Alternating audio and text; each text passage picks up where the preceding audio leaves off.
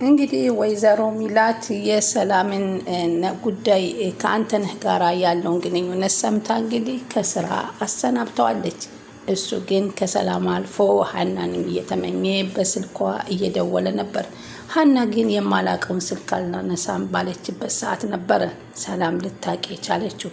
አንሺው እንጂ ስትላት እኔ የማላቀውን ቁጥር አላነሳም ስትል ነበር የመለሰችላት። እስኪ እኔ ላንሳው ትፈቅጂልኛለች ስትላት አንሺው አለቻት። ሄሎ ብላ ስታነሳ ሰላም አንተነህ ነው። ሀናዬ እኔ አንቺን እወድሻለሁ አፈቅርሻለሁኝ ስልኩን እንዳትዘጊብኝ በትዕግስት አናግሪኝ ይል ነበር። ወይዘሮ ሚላት ደግሞ ዛሬ ግብዣ አዘጋጅቼልሃለሁኝ ግብዣ የት እንድጋብዝህ ትፈልጋለህ? አንተ እኮ ለእኔ ስራ ጎበዝ ነህ። ስለዚህ የት ልጋብዝህ? ቤትህ ስትለው እንዴት ቤቴ ይላል ማለት ነው። ያው ሁልጊዜ ውጭ አይደለም የምትጋብዙኝ ያው ደስ ካለች ቦታ ላይ ሲላቸው ነበር። እሳቸው ደግሞ አንተ ቤት ቢሆን ደስ ይለኛል ሲሉት እንዴት እኔ ቤት ብሎ ነበረ። በቃ እኛ ቤት ነው ሀናን ምግብ እንድታዘጋጅ አዝዣታለሁ።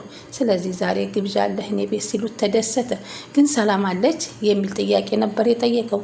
ሰላም የለችም። አይ እንደዛ ከሆነማ ጥሩ ነው አለ። ሀናን በግላጭ አገኘኋት መስሎት እንግዲህ ሰላም ይህንን ሰውዬ ሀናን ስለሚፈልጋት ከመስሪያ ቤት ሻባሪ ብላ ነበር መጀመሪያ የነገረቻት። እሷ ደግሞ በፍጹም ስራዬ እየተካሄደ ያለው በሱ ነውና አላባረርም። እንዴት ያለች ሰላም ሀና እኮ እንደ ልጃችን ናት። የሀና ጉዳይ መለከትሽም እንዴት ስትላት በፍጹም ሀሳቧን እንደማትቀይር ወይዘሮ ሚላት ያሳየችበት ነበር። ግን የራሷን ችግርና በእሷ ላይ እንደሚፈልጋት ስታቅ ግን ምንም ያለም ውሳኔ አልወሰነችም። የማባረሩን ውሳኔ ነው የወሰነችው። እዚህ ጋር ለውጡን ይዩት። በጣም ይገርማል። እና ከዛ ደግሞ ጆሮ ደግሞ ከእንጀራ አባቱ ጋር ገንዘብ አንጣ እያለ ሰጣ ገባ ገብቷል። ሀና ምን ሆነህ ነው የጠፋው ስትለው ያንቺ አባት የኔ አባት አይደለም እንዴ? የኔ አባት ያንቺ አባት ከሆነ ለችግራቸውም ልጋራሽ እፈልጋለሁ እና ለማሳከሚያ ገንዘብ ለመፈለግ ተፍ እያልኩ ነው ሲላት፣ ውይ በቃ ሰላም በለኝ እስኪና ያዘኝና ቀፈኝ በጣም ነው ለምግን ይሄን ያክል እንድትጨነቅ አልፈልግም ማለች። ሰላም ውድ ቻናሌ ተከታታዮች እንደምን አላችሁ? ሰላማችሁ በያላችሁበት ይብዛልኝ። የቻናሌ አዲስ የሆናችሁ ሰብስክራይብ ያደረጋችሁ የደወል ምልክቷን መጫን አትርሱ። ነባሮቹ ደግሞ ላይክ፣ ሼር፣ ሰብስክራይብ እያደረጋችሁ ስለሆነ ከልብ አመሰግናችኋለሁ። እንግዲህ ቀጣይ ክፍል ኖላዊ ይዘንላችሁ መጥተናል። አሁንም እንግዲህ አንተነህ እሷን መፈለጉን ሀናን አላቆመም። ሰላም ደግሞ ከአንተነህ ይልቅ ያለፈው የወንድሟን ጓደኛ እሱን ትፈልጋለች።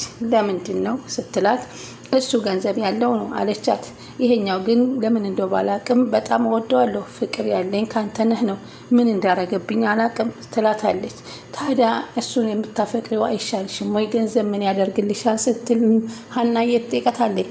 እኔ ድሃ አግብቼ ልጆቼንም እኔንም መጥፎ ቦታ ላይ በችግር ማሳደግም ሆነ ልጆቼን አልፈልግም። ሀብታም ካልሽ ደግሞ እኮ ቤተሰቦችሽ ሀብታሞች ናቸው ስትል ትነግራታለች። ቢሆንም የሀሩን ቤተሰቦች እኮ ከኛ እጥፍ ይበልጣሉ። ታዲያ ከገንዘብ ፍቅር አይበልጥም ወይ ስትላት፣ አይ ይሄ እኮ እኔ ነኝ እንጂ እያፈቀርኩት በልቤ ልረሳው ያልቻልኩት፣ እሱ ግን ከኔ ሌላ ብዙ ይመኛል። አንቺ ግን አንተነህን ለማግባትና ለመውደድ ትፈልጊያለሽ ስትል ሰላም ሀናን ትጠይቃታለች። ሰላም እንዴ ማነው አንተነህ? እኔ አላውቀውም። ምን እያልሽ ነው? ጤነኛ ናችሁ አለቻት። እማትሽም እኮ እባክሽ ከዚህ ከመስሪያ ቤት ሰራተኛው ልጅ ጋር ተጠንቀቂ፣ ብዙ ሴቶችን እንትን ይላል ያበላሻል እና አንቺም ጋር እንዳይደርስ ብላ ስትለኛለች። ምን አይታችሁ ነው ይሄን ሁሉ ነገር የምትሉኝ ስትል ኮስተር ብላ ጠየቀቻት። ሁላችንም ለአንቺ ለማሰብ ነው። እሱ እኮ ነው አለቻት። ምኑ ነው እሱ? ልጁን አርግዤለት የነበረው እሱ እኮ ነው። ኧረ ሰላምዬ አለቻት። አዎ እና ታዲያ አሁን ምን እያልሽ ነው? እኔ ምን እንደው አስነካኝ አላውቅም እና እሱን ግን በጣም እወደዋለሁ፣ በጣም እፈልገዋለሁኝ። ግን አሁን ሀሳቤን ቀይሬያለሁ አለቻት። ግን አንቺ ትፈልጊዋለሽ? ያይደጋግማ ስጠይቃት፣ እንዴ ሰላምዬ ምን ማለት ነው? ቆጣ አልሽ እኮ ለምን ነው የምትቆጪው አለቻት። አይ ምናልባት ፈልገሽው ከሆነ ብዬ ነው። እንዴት ነው የምፈልገው? እኔ ስለ ፍቅር እኮ የማስብበት ሰዓት አይደለም። እኔ የአባቴ ህመም ነው የሚያስጨንቀኝ። ስለዚህ እንዴት ነው ይሄንን ብትጠይቂ ስትል ኮስተር አለችባት። የጆሮ እህት ደግሞ አሁንም በተደጋጋሚ እየጠበቀች እየመጣች እንግዲህ እባክህ አንተን ወንድሜን ካገኘው በኋላ ሰላም አግኝቼ ነበር። አሁን ግን ደግሞ ሳጣ ሰላሜ ሊደፈርስብኝ ነው። አባቴን አታውቀውም። አባቴ ጨካኝ ነው። ስለዚህ እኔ አደራህን አንተን ማጣት አልፈልግም እባክህ ትለዋለች። ምንም ያደርገኛል ብለሽ ነው? ይሄ አባትሽ ገንዘቡ እኮ የኔ ነው። እንደው ገንዘቡ ቢቀርብህ ይሻላል። እስከ ወዲያኛው ሊያሰናብትህ ስለሚችል እፈራለሁ ስትል ትነግረዋለች። በፍጹም አትፍሪ አለ። አሁንም እሱ አልመለስላት ሲል ወደ አባቷ መከተል ጀመረች። አንቺ ልጅ ምንድን ነው ሰሞኑን የምትከታተይኝ? አሉ አባት። አይ አባቴ ይህን ልጅ ያሰብከውን ሀሳብ ብትተወው ጥሩ ነው። ስኔ አንተ ሰው ግን አስወግደህ አንተን ማጣት አልፈልግም። እናቴን አጥቼ አንተን ማጣት ደግሞ ወደ እኔ ይከብደኛል ስትል ትጠይቀዋል። ይህንን ትንኝ የሆነ ሰውዬ ነው። እሱን አጥፍቼ እኔ እጄን አጨማልቄ እስር ቤት መግባት አልችልም። እማደርገውን ታውቂያለሽ እኮ። ምን ልታደርገው ነው ታዲያ አለች። የማደርገውን ዝም ብለሽ ጠብቂ ሲል ያስጠነቅቃታል። አሁንም የፈራች እህት ተመልሳ ሄዳ እንግዲህ መዝገቡ ባክህ ከአባቴ እራቅ። አባቴ እንደሆነ በጣም ክፉ ሰው ነው። እኔ እኮ ገንዘቡን አልተውለትም። የቤተሰቦቼ ንብረት እኮ ነው። ኧረ እባክህ ንብረቱ ይቅርብኝ፣ አንተን ማጣት አልፈልግም ስትል ብታስተባብለውም እሱ የሀናን አባት የማሳከሙን ጉዳይ ስለሆነ የሚያስበው በፍጹም ሊሰማት አልቻለም። ከዛ በኋላ ደግሞ አባትየውን ጠብቆ እዚች ቦታ ነገ ጠብቀሃለሁ፣ ገንዘቡን ካላመጣህ አንተና እኔ እንተያያለን ሲል ያስጠነቅቀዋል።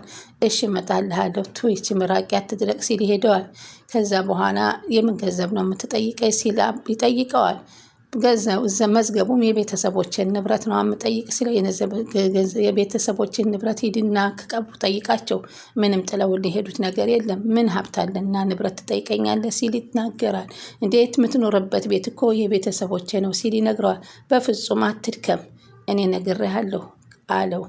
አሁን እንግዲህ በሚያሳዝን ሁኔታ እንግዲህ መንገድ ላይ እንግዲህ ሰዎችን አስቁሞ ሊያስቀጣውና እሱን ወንጀለኛ ለማድረግ እሱ ባለሀብት ስለሆነ ድሃውን ለማሳሰር አስቧል። ከዛ ላይ እንግዲህ ወይዘሮ ሚላትም እንግዲህ አንተነህን ዛሬ ምግብ ግብዣው ከቤቴ ነው ብለው ይቀጥሩታል። ከቤት ሲደረስለት ደስ ብሎታል። ሰላምን ላገኝ ነው ሀናን ላገኝ ነው ብሎ ልክ በሩ ተንኳኩቶ በር እንደገቡ በቁልፍ ከገቡ በኋላ ሀና ስታየው ደነገጠች። ለምን? ሀና ሰላም የነገረቻት ነገር ትዝ አላት። ያ ልጅ ባለፈው ከእናቴ ጋር መጥቶ እዚህ ስለ መስሪያ ቤት የሚያነጋግራት ነው ስላለችው አሁን ደግሞ እንዴት መጣ ብላ ደንግጣለች። ምን ሆናችሁ ነው? ሁለታችሁም ተፋጠጣችሁብኝ እኮ የሚታወቅ ነገር አለ። ሀና ምን ሆነች ነው? አንተን ምንድን ነው እያሉ ወይዘሮ ሚላት አንዴ ሀናን አንዴ አንተነህን መመልከት ጀመሩ። በሂጂ ምግቡ አዘጋጅተሽልን የለም አለቻት። አዎ አቅርቢልን አለች። እሺ ብላ ስትሄድ ምንድን ነው ግን የማላውቀው ነገር የተፈጠረ ነገር አለ እንዴ አሉ ወይዘሮ ሚላት። አይ ይኸው ታውቆ የለ ይህኔ እኮ እንደው ሴቶቹ እንዲሁ ሲያዊ ነው ፍዝዝ ብለው የሚቀሩብኝ። በቃ ያየኝ ሁሉ ሴት እንዲሆን አላለ ብለው አዘኑ። ከዚህ በፊት ለሰላም ደግሞ የእናቷን ደግነት ነግሯት ነበር። ያንቺ እናት እኮ በጣም ደግ ናት። እኔን እኮ ከጎዳና ወርቄ አንስታ ነው ለዚህ ያደረሰችኝ። እናትሽን ግን ብዙ ሰዎች በመስሪያ ቤት አይወዷቸውም። እንደማይወዷቸው ብታቂ ደግሞ የስራ ሰነፍ ሰው ስለማይወዱ ነው። በስራ የሚያሰሯቸው ሁሉ ደግሞ ሁላቸውም ሰነፍ ስለሆኑ ነው። እኔ ግን ለስራ የጎበዝ ስለሆንኩኝ እኔን ይወዱኛል። እንደውም የደሞዝ ጭማሪ የሚያደርጉልኛል። አንዳንድ ጊዜም ቦነስ ይሰጡኛል። ኧረ እኔ እናቴን ጭራቅነት ነው የማውቀው። አሁን ደግነቷን ስትናገር ካንተ ሰማ። እውነት ስለ እኔ እናት ነው የምትናገረው ብለው ነበር ሰላም። አዎ መልካም ሰው ናቸው እኮ ግን አንዳንድ ጊዜ በጠንቋይ ያምናሉ አለ እኮ። በጠንቋይ ለምትቀልበው ነው ስትል እኔ እሱን የማውቀው ጉዳይ የለኝም። እኔ እስከማውቀው ድረስ በጣም ደግና በጣም ጥሩ ሰው ናቸው። እዚህ ደረጃ የደረስኩት በእሳቸው ነው እያለ ነበር። እሷም እሰራልሃለሁ፣ ይህንን ስራ አባርራለሁ እያለ በውስጧ ታስብ ነበር። ያለችውንም አልቀረም አደረገችው። ከዛ እንግዲህ ወይዘሮ ሚላት ምግቡን አጋበዙትና በልቶ በጣም ተደሰተ። ከተደሰተ በኋላ እንግዲህ ና እዚህ ጋር ቁጭ በልና ደግሞ ሶፋ ላይ ሌላ ስጦታ አለህ አሉት። እኔን አለ። አዎ አንተን። ሶፋ ላይ ምን ነው ፈራህ? ምን ያስፈራህና ቁጭ በል አሉት። ደስ አለው። ከዛ ቁጭ አለና ወረቀቱን አውጥተው ሲሰጡት የደመወዝ ጭማሪ ወይንም ቦነስ ነበር የመሰለው። ይህን ነው እንዴ? ይህማ የደመወዝ ጭማሪና ቦነስ ነው አለና እዛው እሳቸው ላይ ወረቀቱን ይከፍተዋል። ወረቀቱን ሲከፍተው ግን ያገኘው ነገር አስደንጋጭ ነው። የስራ ስንብት ነበረ። እኔን ምን አደረግኩኝ? የስራ ስንብት ለእኔ እኔን ይገባኛል ወይዘሮ ሚላት ብሎ ሲናገር ሰላም ብቅ አለች። ፍጥጥ አሉ፣ ተፋጠጡ ሶስታቸውም። ከዛም ምን አላች መሰለ? አዎ ይገባሃል። እኔ ሀናን እንድትጎዳብኝ ነው ብዬ ሀናን እንደ ልጄ ነው ማያት ብዬ ሀናን እንዳትነካት እያልኩ ስጠነቀቅ ጭራሽ በአንዷ ልጅ የመጣ በመወዳት በሰላም ይሄም ሲያንስህ ነው። ስለዚህ እንዴት እኔን ስትወድ እሷን ላይ ትንጠራራለህ? ሲሉ አስጠንቅቀው አሰናበቱት። ኧረ በትክክል አይደለም ማለት ጀመረ። ሰላምን አትስሟት፣ እኔ እውነታውን ልናገር ቢልም ሰሚ አጣ። እውነታውን ለመናገር ጊዜ ስጡኝ ወይዘሮ ሚላት እያለ ቢናገርም ወይዘሮ ሚላት ግን በቃኝ፣ እንደውም ገና ጭራሽ ከሀና ስፈራ ከሰላምም ነህ እንዴ ብለው አሉ። እሷ በአሁኑ ሰዓት ሀሩንን ነው የምትፈልገው። ሀሩን ሀብታም ስለሆነ ሀሩንን ማግባት አለብኝ ትላለች። ሀሩንስ ይፈልጋታል ወይንስ አይፈልጋትም የሚለው ነገር ወደፊት የምናየው ነው። እንግዲህ መዝገቡ ደግሞ ሰውየውም አባቱ ያውን የእንጀራ አባቱን በቀጠረበት ቦታ ላይ ሄዶ ሲጋራውን እያጨሰ ቁጭ ብሎ ሲጠብቅ እንግዲህ ሁለት አፋኞችን ይዞ ሰውየው በፖርሳ ብር ይዞ ይጠብቀዋል። ሲጠብቀውም እንግዲህ ያንን የመጣ ብሎ ሲጋራውን በእግሩ ተጭኖ ሲዘጋ እንግዲህ ሲጋራውን በእግሩ ተጭኖ ሲያጠፋ ከዛ መጣ ብሎ ሲሄድ ልክ ቦርሳውን ይዞ ይሄው ብሩን ገንዘቡን ይዤ መጥቻለሁ፣ እኔ አባት እኮ በሰዓት የምገኝ ነኝ አሉት። ደስ አለውና ሊቀበለው ሲል ከኋላ ሽጉጥ አውጥቶ ሲደቅንበት እሱ ፈጠን ብሎ መዝገቡ የእንጀራ አባቱን ሽጉጥ ላጥ አድርጎ ወደ እሱ ሲያዞረው እነዛ በገንዘብ የተገዙ ሰዎች ደግሞ ወደ መዝገቡ መጥተው ሁለታቸውም ደቀኑበት ማለት ነው። በዚህ ጊዜ እንግዲህ ምንም አማራጭ ስለሌለው መዝገቡ ተንበርክኮ እጁን ሰጠ። በጣም ያሳዝናል። የሰው ልጅ እንግዲህ በዚህ ደረጃ ነበረ ያጋጠመው። አሁን መዝገቡ ወደ እስር ቤት ተወርውሯል። እንግዲህ ሀብታም በገንዘብ ገዝቶ ድሃውን አሳስሮታል። እውነት ግን ትፈርዳለች እና አንድ ቀን እውነታው ወጥቶ ሊመጣ ይችላል ብለን እናስባለን። ይህን ስትሰማ ሀና ምን ትል ይሆን? ወይንስ የሀና አባት ምን ይሉ ይሆን የሚለውን አብረን እናያለን። እና ውድ ተመልካቾቼ በጣም የሚገርም ነገር ነው የዛሬው።